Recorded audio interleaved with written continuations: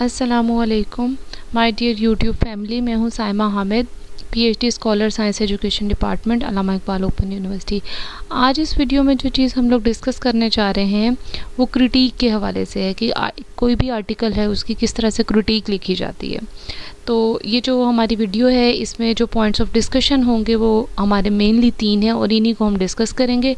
What is an article critique, पहले हम इस चीज़ को देखेंगे, फिर how to write an article critique, फिर steps to write an article critique. इन चीज़ों को देखने के बाद हम लोग एक आर्टिकल जो है डाउनलोडेड फॉर्म में मेरे पास मौजूद है वो मैं आपको दिखाऊंगी, उसको मैं डिस्क्रिप्शन में आप लोगों के साथ शेयर कर दूंगी, आप उसे देख सकते हैं। और फिर उसकी जो क्रिटिक हम लोगों ने लिखी है उसको जो है मैं आप लोगों के साथ शेयर करूंगी, किस तरह से स्टेप्स को जो है उसमें फॉलो किया है मैंने। तो सबसे पहले हम देखते हैं कि आर्टिकल क्रिटिक होती क्या है। आर्टिकल क्रिटिक को अगर आप समझना चाहें तो ये सिंपली जो है आप जब कोई आर्टिकल पढ़ते हैं, कोई पीस ऑफ रीडिंग है, उसके बाद जो है आप कुछ उसकी स्ट्रेंथ्स और वीकनेसेस जो है उनको एवेल्यूएट करते हैं। ये वाला प्रोसेस जो है वो आर्टिकल क्रिटिक कहलाता है। N article critic requires you to critically read a piece of research and identify and evaluate the strengths and the weaknesses of the article। इसके आर्टिकल क्रिटिक जो है अब प्रैक्टिकली अगर हम लिखना चाहते हैं किसी आर्टिकल की क्रिटिक तो वो हम किस तरह से लिखेंगे। आर्टिकल की क्रिटिक लिखने के हवाले से मैंने जो प्रोसेस है उसको 2 हिस्सों में डिवाइड किया है। पहला स्टेप तो ये है कि क्रिटिक को रिटन फॉर्म में लाने से पहले आपने कुछ स्टेप्स करने हैं और फिर जब आप क्रिटिक लिखने लगेंगे तो उस दौरान जो है आपने कुछ स्टेप्स को फॉलो करना है। तो बिफोर राइटिंग क्रिटिक जो है ये कुछ बुलेट पॉइंट्स मेरे पास हैं, इसको आप देख सकते हैं। सबसे पहले तो ये कि read the article to get an understanding of the main idea. आपने पूरे आर्टिकल को रीड करना है एक दफ़ा और दूसरी दफ़ा फिर वो होगा आपकी अंडरस्टैंडिंग के लिए। दूसरी दफ़ा आपने रीड आउट करना है ताकि आप जो है उसे क्रिटिकली जो है वो देख सकें, उसमें कोई जो है स्ट्रेंथ्स और वीकनेसेस को आप देख सकें। उसके बाद जो है वाइल रीडिंग एन आर्टिकल आपने क्या क्या चीज़ें नोट डाउन करनी है। आपने क्रेडेंशियल्स ऑफ ऑथर या ऑथर्स, अगर ज़्यादा लोग उसको लिख रहे हैं तो ऑथर्स, नहीं तो जो भी एक ऑथर है उसको आप जो है उसके क्रेडेंशियल्स देखेंगे। साथ ही साथ आप ये देखेंगे are the chosen research method appropriate to answer the research question. ये वाली चीज़ जो है आपने इसको लाजमी चेक करना है। Are there issues related to the generalizability of the result, related to the generalizability of the result, यानी ये क्रिटिकल पॉइंट्स हैं जिनको लाजमी देखा जाना चाहिए। इसके अलावा भी और पॉइंट्स हो सकते हैं लेकिन ये वाले पॉइंट्स जो हैं वो ज़्यादा अहमियत के हामिल हैं क्रिटिक लिखने के लिए। Is there evidence of bias और a conflict of interest, is the article timely and relevant और इट इज़ आउटडेटेड। ठीक है जी, इन चीज़ों को हम देखेंगे। आर्टिकल जो है वो किन टाइम फ्रेम्स में लिखा जा रहा है। बहुत ज़्यादा पुराने चीज़ों को तो लेके डिस्कस नहीं कर रहा, चीज़ें रेलिवेंट हैं, चीज़ें कोई बायसनेस है या नहीं है। इसके अलावा प्रॉपर मेथड जो है वो अडॉप्ट किया हुआ रिसर्च क्वेश्चन के आंसर देने के लिए, जनरलाइजेबिलिटी है या नहीं। इसके अलावा जो लास्ट पॉइंट है वो ये है कि ऑथर जो है वो उसने जो अपनी थ्योरेटिकल ग्राउंड्स हैं उनको किस तरह से सेट किया है, वो कौन सी थ्योरीज पे सेट किया है, लिटरेचर से किस तरह से उसने हेल्प ली है। ये तो था हमारा पहला स्टेप जिसमें हमने आर्टिकल की क्रिटिक लिखने से पहले इन चीज़ों को ऑब्जर्व करना है। पहले अंडरस्टैंडिंग के लिए, दूसरी दफ़ा क्रिटिकल जो है वो ओवरव्यू लेने के लिए इन चीज़ों को जहन में रखते हुए इनको साथ साथ नोट डाउन करेंगे और जो है एक जो है 2 दफ़ा रिव्यू करने के बाद हम जो है ये वाली चीज़ें देख लेंगे। अब हम चलते हैं कि हमने एक्चुअली जब क्रिटिक लिखनी होती है तो उसे हम किस तरह से लिखेंगे। जब हम क्रिटिक लिखते हैं तो क्रिटिक जो है उसके मेनली 4 पार्ट्स होते हैं। ठीक है जी, एक इंट्रोडक्शन होता है, दूसरा समरी होता है, तीसरा क्रिटिक होता है और चौथा जो है वो कंक्लूजन होता है। इंट्रोडक्शन में हमने क्या लिखना होता है, इंट्रोडक्शन में हमने ऑथर नेम लिखना होता है, टाइटल और मेन आइडिया या मेन जो बिल्कुल फोकस पॉइंट है उसको हमने लिखना होता है। ये एक पैराग्राफ बन जाएगा। फिर हम समरी लिखेंगे।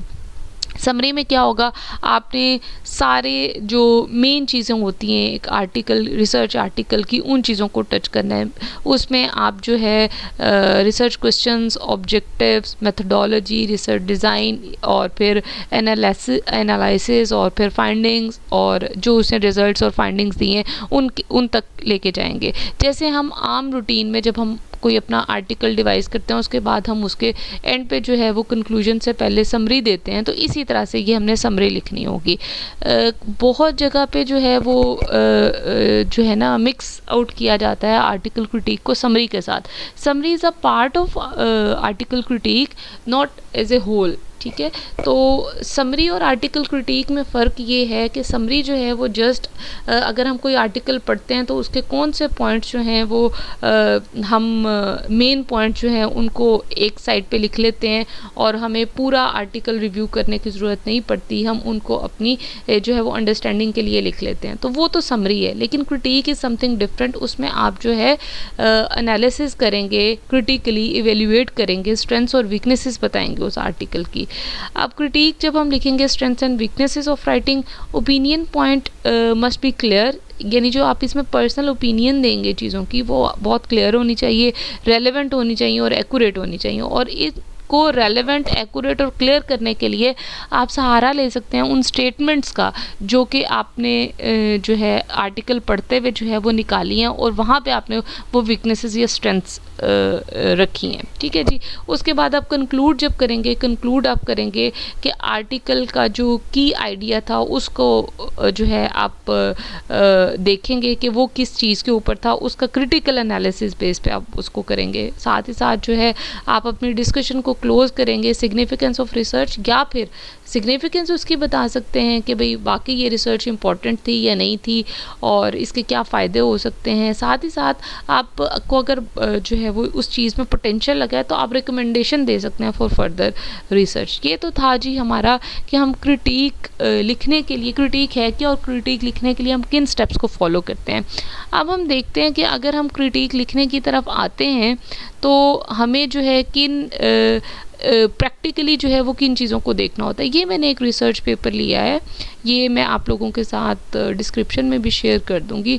इसको मैंने बिल्कुल उसी तरीके से जो मैंने आपके साथ अभी डिस्कस किया है उस तरीके से जो है मैंने इसकी क्रिटिक लिखी है। मैंने एक दफ़ा इसे पढ़ा, फिर दूसरी दफ़ा पढ़ा और जो है उसका क्रिटिकल ओवरव्यू उसका लेने के बाद मैंने जो है फिर क्रिटिक को उन्हीं स्टेप्स के अंदर लिखा, उन्हीं स्टेप्स को फॉलो करते हुए जो कि मैंने आप लोगों के साथ डिस्कस किए हैं।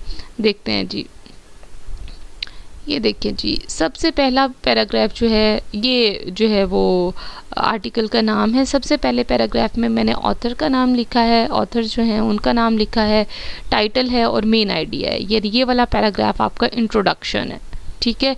फिर दूसरा पैराग्राफ जो है ये वाला जो है थोड़ा सा एक्सटेंडेड है, दूसरा, तीसरा और चौथा पैराग्राफ, यहाँ ये वाले जो हैं पैराग्राफ्स जो हैं ये समरी डिस्क्राइब कर रहे हैं उस रिसर्च आर्टिकल की। इसमें मैंने मेन पॉइंट्स और जो उसमें अंदर चीज़ें डिस्कस हुई हुई हैं, मेथोडोलॉजी है, रिसर्च डिज़ाइन है, फिर जो है उसको किस तरह से वो आगे लेके चला है, उसने इम्प्लीमेंटेशंस क्या बताई हैं, उन सब चीज़ों को लिखा है। तो ये तो समरी हो गई, यहाँ तक जो है वो समरी है। उसके बाद जो है वो क्रिटिकल एनालिसिस है, उसको मैंने बुलेट फॉर्म में आप लोगों की आसानी के लिए लिखा है।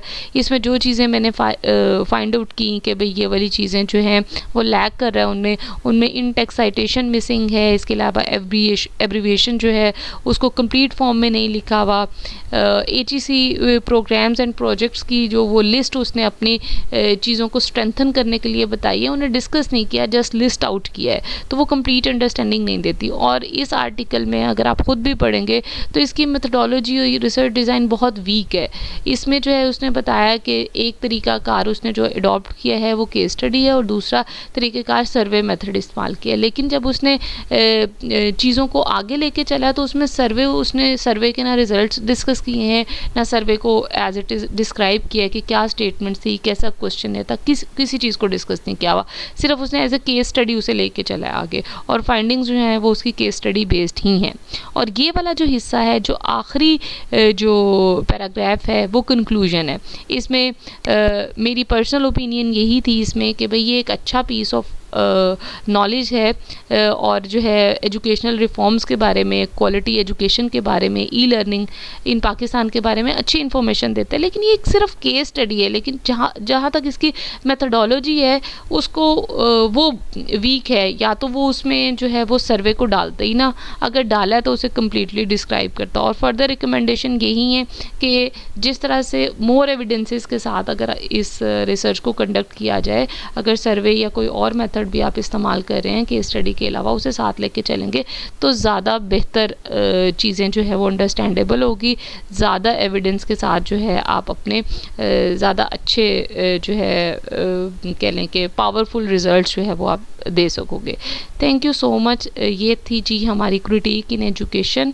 Thank you so much for listening. अल्लाह हाफिज़, टेक केयर, गुड बाय।